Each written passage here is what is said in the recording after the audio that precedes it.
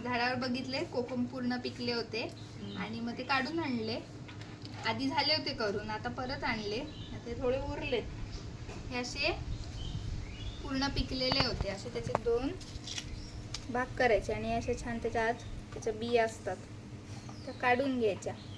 आपण जे म्हणतो ते कोकम बटर ज्याच्यापासून बनवतात ते ह्या बिया पूर्ण वाळवून, जसं आपण खोबरेल तेलाची प्रोसेस असते तसं ह्याच्यापासून कोकम बटर बनवतात. आणि ही साले तशी 2-3 अशी मोठी असतात.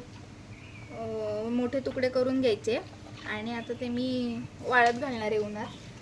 नंतर ह्याला मीठ लावायचं. नंतर त्याला 1 हात 2 हात असं पण म्हणतात. म्हणजे 1 हात म्हणजे 1 रात्र पूर्ण त्याला मीठ लावून त्याचा रस निघायला ठेवायचा आणि दुसऱ्या दिवशी ते पिळून घ्यायचं. असं 3-4 वेळा करायचं आणि दुसऱ्या दिवशी ते सुकत घालायचं.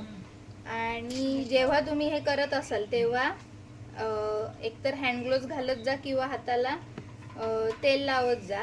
कारण याचा चीक लागतो असं नाही, पण ज्यांना संधिवात असतो किंवा पित्त असतं त्यांना ह्याचा खूप त्रास होऊ शकतो, हे आंबट असतं म्हणून.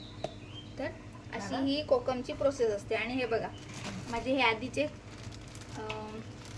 कोकम आमसूल तयार झाले आणि ह्याचा जो रस उरतो तर त्याच्यापासून कोकम आगळ किंवा कोकम सरबत बनवतात.